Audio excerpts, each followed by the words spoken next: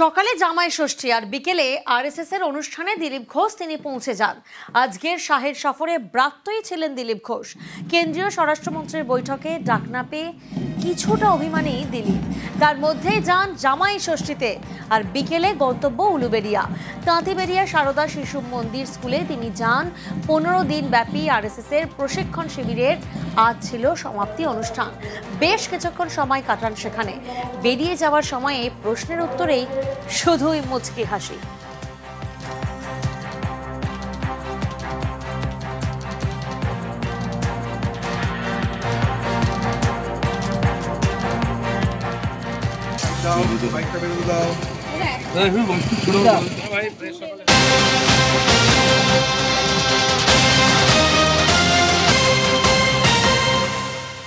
অন্যদিকে অনুব্রত মণ্ডল আজও হাজিরা দিলেন না। গতকালের পর আজও গড়হাজির তিনি। এসডিপিও অফিসে হাজিরা দিলেন না অনুব্রত। আজও আইনজীবী পাঠিয়ে এসডিপিও অফিসে চিঠি পৌঁছানো হয়। সোমবার হাজিরার আবেদন অনুব্রত মণ্ডলের। সোমবার আগাম জামিনের আবেদনের একটা সম্ভাবনা থেকে যাচ্ছে। গতকালের পর আজও আইসিকে হুমকি গালাগালিতে অনুব্রতকে তলব করা হয়েছিল।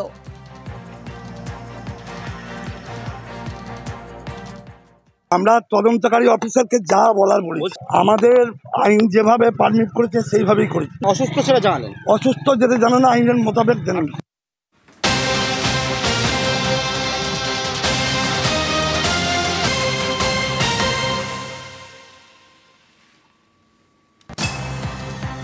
অন্যদিকে বোলপুরের আইসের বিরুদ্ধে সরব টিএমসিপি নেতা বিক্রমজিৎ সাউকে 6 বছরের জন্য সাসপেন্ড। ফেসবুক লাইভে আক্রমণ অনুব্রত ঘনিষ্ঠ টিএমসিপিআই নেতার। বীরভূমের টিএমসিপি সভাপতি ছিলেন বিক্রমজিৎ সাউ। বিক্রমজিতের বিরুদ্ধে শতপ্রণোদিত মামলা শিউরি থানার। আর সাসপেন্ড হওয়ার আগে তিনি কি বলেছিলেন শোনাবো একবার আপনাদের। এখন বলেছি, যেটা যদি কাউরি ভাবাবেগে আঘাত লেগে থাকে আমি তার জন্য ক্ষমা প্রার্থী। এটা মনে করি যে এটা আইনের আওতায় আছে, আইনের পথে চলছে, এই নিয়ে কোনো মন্তব্য করা উচিত। তারা কে কি করছে, কোথায় কি বলছে, তাদের কতটা এখতিয়ার বলার, কতটা এখতিয়ার নেই, তার এখতিয়ারের বাইরে কথা বলেছে, যার জন্য এটা হয়েছে।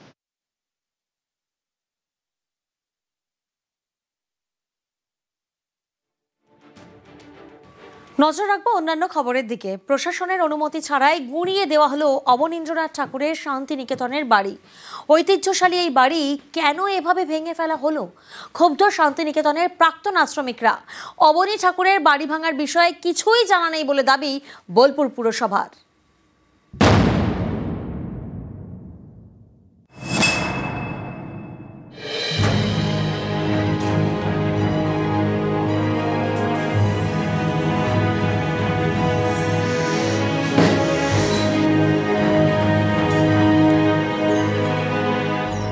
বীরভূমে শান্তিনিকেতনের অবনপল্লী, এখানেই গুঁড়িয়ে দেওয়া হয়েছে অবনীন্দ্রনাথ ঠাকুরের বাড়ি।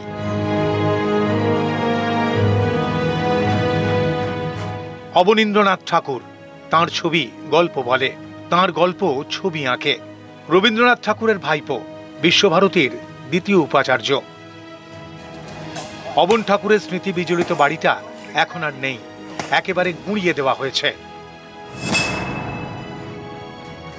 অবন ঠাকুরের বাড়িটা রক্ষা করা হলে, একটু রক্ষণাবেক্ষণ যদি করতো, তাহলে সেই স্মৃতি রক্ষা করা হতো, সেটা দিকে ভালো হতো।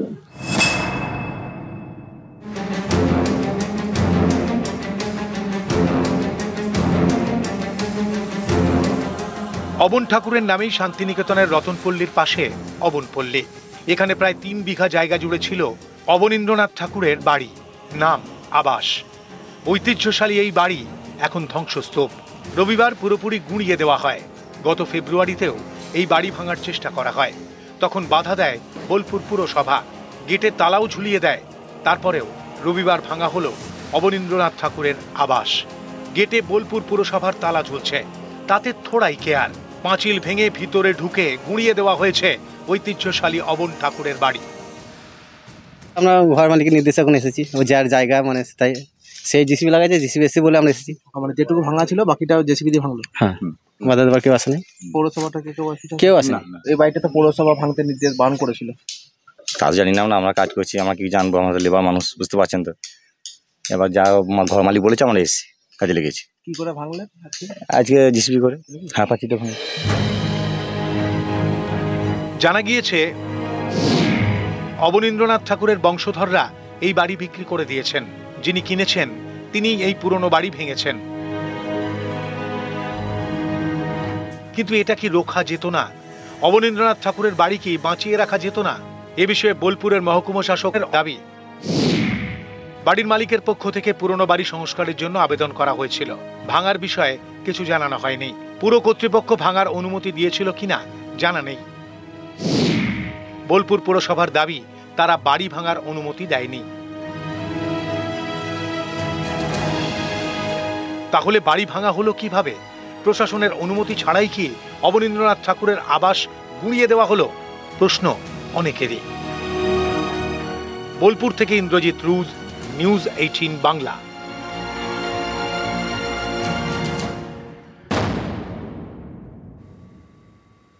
আর এবার দেখাবো ফাঁসি দেওয়ায় নদী চুরি। কিভাবে চুরি হচ্ছে নিশ্চয়ই প্রশ্ন আপনাদের মনে আসছে। মতিয়া নদীর বুকে ফেলা হয়েছে ছাই আর পাথর। দেখুন সেই ছবি। অভিযোগের আঙুল একটি পেপার মিল এবং তার পাশের জমির মালিকের বিরুদ্ধে। তারা অবশ্যই অভিযোগ মানতে নারাজ। পদক্ষেপের আশ্বাস দিয়েছে ভূমি দফতর।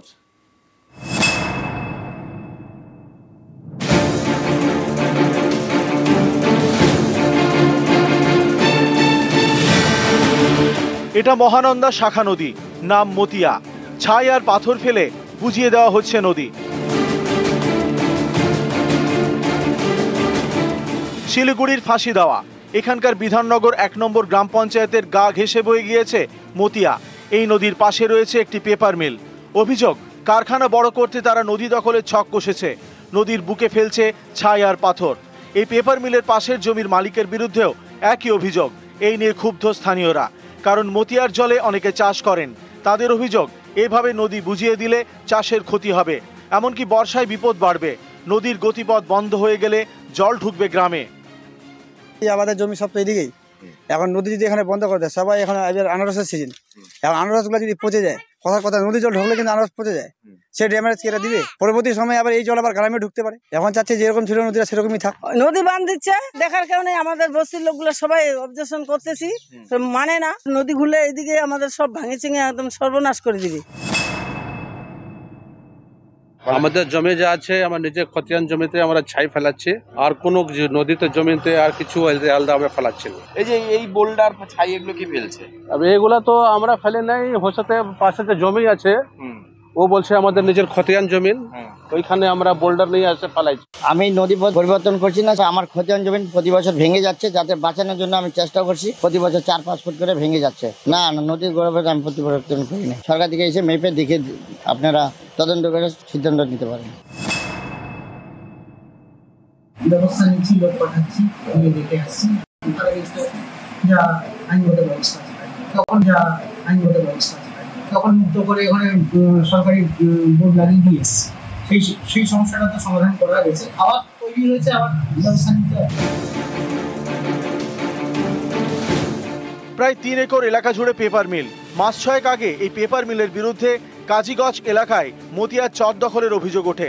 সেই জমি উদ্ধার করে ভূমি দপ্তর। কাজীগঞ্জ থেকে 500 মিটারের মধ্যে আবারও একই পেপার মিলের বিরুদ্ধে নদী চুরির অভিযোগ, যা নিয়ে পদক্ষেপের আশ্বাস দিয়েছে ভূমি দপ্তর। শিলিগুড়ি থেকে বিশ্বজিৎ মিশ্র, নিউজ 18 বাংলা।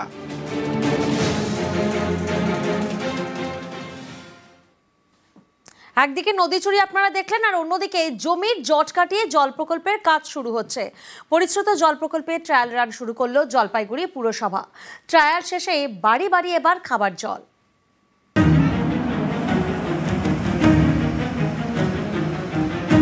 জলপাইগুড়ি শহরে এবার কল খুললেই জল। জল প্রকল্পের ট্রায়াল রান শুরু করলো জলপাইগুড়ি পুরসভা। জলপাইগুড়ি পুরসভা 2017 সালে এখানে জল প্রকল্পের কাজ শুরু হয়। তিস্তার জল পরিশ্রুত করে বাড়ি বাড়ি পৌঁছবে। এর জন্য বরাদ্দ করা হয় 152 কোটি টাকা। কাজ অনেকটা এগিয়েও যায়, কিন্তু জমি জটের কারণে সেই কাজ থমকে যায়। সেই জটই সম্প্রতি কেটেছে। এরপরেই ট্রায়াল রান শুরু করলো জলপাইগুড়ি পুরসভা। 3 মাস ধরে চলবে ট্রায়াল। আমরা নভেম্বর ডিসেম্বরের মধ্যে 2025-এর একদম টার্গেটের মধ্যেই আমরা কমপ্লিট করছি। প্রতিদিন মাথা পিছু 135 লিটার জল দেওয়া হবে, প্রায় 3 লক্ষ মানুষ জল পাবে। আগামী দিনে আরেকটা জলাধার, আরেকটা ওয়াটার ট্রিটমেন্ট প্ল্যান্ট হতে চলেছে। ট্রায়াল শেষে কল খুললেই বাড়ি বাড়ি জল। পুরসভা জানিয়েছে প্রতিদিন তিস্তার 58 লক্ষ গ্যালন জল পরিশ্রুত করা হবে। সেই জল পাবেন প্রায় 3 লক্ষ বাসিন্দা। আগামী ডিসেম্বরের মধ্যে বাড়ি বাড়ি জল পৌঁছানোর টার্গেট নিয়েছে পুরসভা। অত্যন্ত আনন্দের খবর। এটা সাপ্লাই হলে জলপাইগুড়িবাসীর খুবই উপকৃত হবে। এটা যেন জলপাইগুড়ির জন্য আশীর্বাদ হয়ে দাঁড়ায়। অবশ্যই ভালো উদ্যোগ। জলের জন্য যে চারিদিকে হাহাকার থাকে সেটা কিছুটা হলেও কমবে। জলপাইগুড়ি থেকে শান্তনু কর, নিউজ 18 বাংলা। ভুটানের নাগারে বৃষ্টি, সিকিমেও দুর্যোগ, আর এর জেরে উত্তরবঙ্গের বিভিন্ন নদী ফুঁসছে। কোথাও ভেসে গিয়েছে সাঁকো, তো কোথাও আবার নদীর পাড়ে মাইকিং চলছে।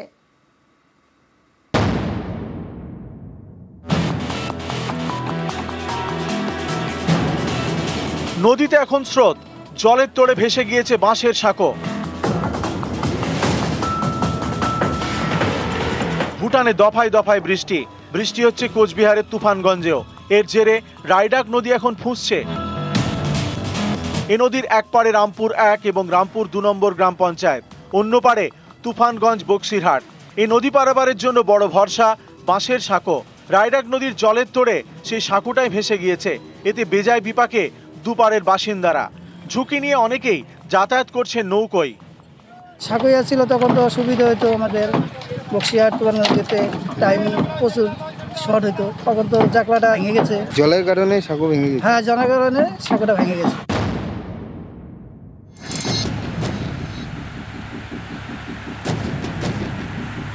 আলিপুরদুয়ার 1 নম্বর ব্লক। এখানে সিসামারা নদী ভয়ঙ্কর, জলের তোড়ে তলিয়ে যায় মন্দির। আতঙ্কে নদী পাড়ের বাসিন্দারা।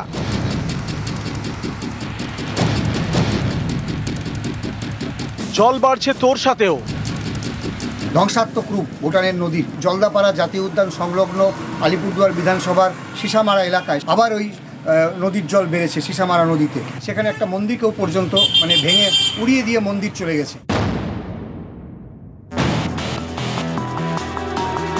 ভুটানে বৃষ্টি, সিকিমে বৃষ্টি। এর জেরে তিস্তার জল বেড়েছে। একই ছবি জল ঢাকারও। পরিস্থিতির উপর নজর রাখছে সেচ বিভাগের কন্ট্রোল রুম। তিস্তা পাড়ে চলছে মাইকিং। তিস্তা নদীতে জল ছাড়া হয়েছে, অযথা কেউ নদীতে নামবেন না, সতর্কভাবে থাকবেন। জলপাইগুড়ি কন্ট্রোল রুম থেকে পুরোই নজর রাখছি, কিন্তু বৃষ্টি হয়ে চলছে। তার জন্য জল ঢাকা এবং তিস্তা নদীতে যেটা হলুদ সতর্কতা, ডেঞ্জার লেভেলে জল উঠলে পরে সতর্কতা হয়, সেটা সতর্কতা জারি করা হয়েছে। এবং আমরা সমস্ত প্রশাসনকে আমাদের দিক থেকে যেখানে যেখানে প্রশাসনে জানানো দরকার সমস্ত জানিয়ে দেওয়া হয়েছে, এবং প্রশাসনের দিক থেকেও যা নির্দেশ দেওয়ার, সতর্ক করে দেওয়া, সেটা করে দেওয়া হয়েছে। এই সময় আর কি এত জল হয় না তিস্তাতে। যদি জলটা কমে যায় তাহলে পরে বিপদ নাও থাকতে পারে, কিন্তু জলটা বাড়লে পরে আমাদের কিন্তু রাতে ঘুম হবে না।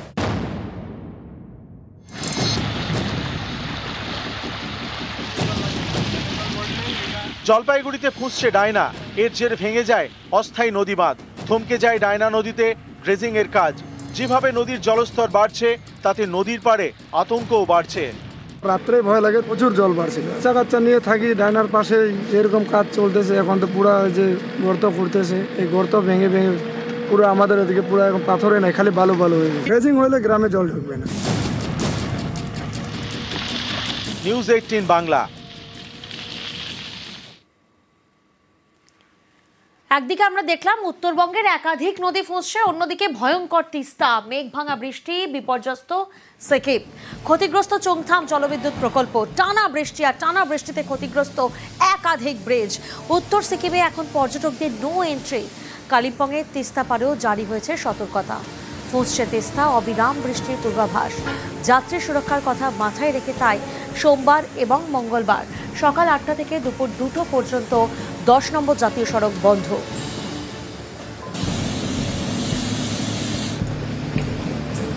উত্তর সিকিমে মেঘভাঙা বৃষ্টি, তিস্তার তাণ্ডব। তছনছ সিকিমের তিস্তা পাড়ের বিস্তীর্ণ এলাকা। সিকিমের চুংথাংয়ে ক্ষতিগ্রস্ত নির্মীয়মান জলবিদ্যুৎ প্রকল্প। এর আগে 2023 সালের অক্টোবরে তিস্তার ভয়ঙ্কর রূপ দেখেছিল সিকিম। জলের তোড়ে ভেঙে যায় এই জলবিদ্যুৎ প্রকল্পের বাঁধ। তারপর ফের জলবিদ্যুৎ প্রকল্প নির্মাণের কাজ শুরু হয়। এর মাঝেই ফের মেঘভাঙা বৃষ্টিতে বিপত্তি। ক্ষতিগ্রস্ত একাধিক ব্রিজ। তিস্তার জলের তোড়ে ভেঙে গিয়েছে সাংকালাং ব্রিজের পিলার। ব্রিজে বিপত্তি, রাস্তায় ধস। এই পরিস্থিতিতে উত্তর সিকিমে পর্যটকদের যাওয়া বন্ধ করেছে প্রশাসন। পর্যটকদের গাড়ির পারমিট দেওয়া বন্ধ। অনেক পর্যটক আটকে পড়েছেন। উত্তর সিকিমের লাচেনে 115 জন পর্যটক আটকে পড়েছেন, আর লাচুংয়ে 1350 জন। बारिश अगर कम हुआ, रास्ता नहीं टूटा तो कल तक हम टूरिस्ट जो लाचुंग में फंसा है वो टूरिस्ट को निकाल लेंगे। लाचेन का अभी चांसेस नहीं है क्योंकि वहाँ पर चारों तरफ से रास्ता टूटा हुआ है। টানা বৃষ্টিতে ধস নেমেছে পূর্ব সিকিমেও। শনিবার এখানকার সিংতামের শিবানী বাজার এলাকায় ধস নামে। এলাকায় হুড়োহুড়ি শুরু হয়। অল্পের জন্য রক্ষা পেয়েছে পাশের জলবিদ্যুৎ প্রকল্প। ফুঁসছে তিস্তা, আতঙ্কে সিকিম। বাংলা সীমানাতেও সতর্কতা। কালিম্পংয়ের তিস্তাপাড়ের বাসিন্দাদের সতর্ক করা হয়েছে।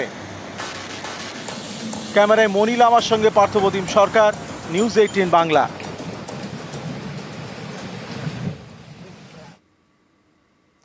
আজ জামাই ষষ্ঠী। রাজ্য জুড়ে জামাইরা যখন ভুরি ভোজে ব্যস্ত, তখন নদিয়াতে আজ উৎসবের আমেজ। কেন? দেখুন, গৌরাঙ্গ মহাপ্রভুর একটা বিশেষ পুজো হয় আজ নদিয়ার নবদ্বীপে। বিশেষ এই পুজোর আয়োজন করা হয়। জামাই রূপে ধামেশ্বর গৌরাঙ্গ মহাপ্রভুর এই পুজো হয়। বিষ্ণুপ্রিয়ার বংশের জামাই ধামেশ্বর গৌরাঙ্গ মহাপ্রভু। জামাই ষষ্ঠীর সকাল থেকেই বিশেষ আচার অনুষ্ঠানের মাধ্যমে পুজো করা হয়। গৌরাঙ্গ মহাপ্রভুর জন্য নতুন ধুতি আসে, এমনকি পাঞ্জাবিও আনা হয়। আর তারপর দুপুরে বিশেষ ভোগ নিবেদন করা হয়। রাতেও ধামেশ্বর গৌরাঙ্গ মহাপ্রভুর জন্য বিশেষ ভোগ নিবেদন করা হয়। প্রধানত মহাপ্রভুকে আমাদের এখানে জামাই রূপেই সেবা চলে, সারা বছর ধরেই কম বেশি চলেই থাকে।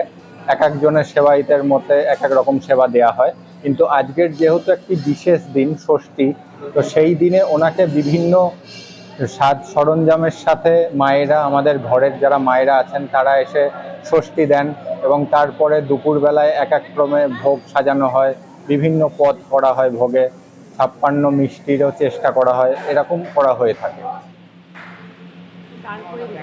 আমরা মহাপ্রভুকে নবদ্বীপবাসী জামাই হিসেবে দেখা হয়, কারণ তিনি নবদ্বীপের জামাই। জগন্নাথ মিশ্রের কন্যা বিষ্ণুপ্রিয়া দেবীর সাথে বিবাহিত হয়েছিল। আম, কাঁঠাল, নাড়ু, মোয়া, পাখা, দুব্ব, বাঁশের তলই সব কিছু দিয়ে আমরা বরণ করে থাকি।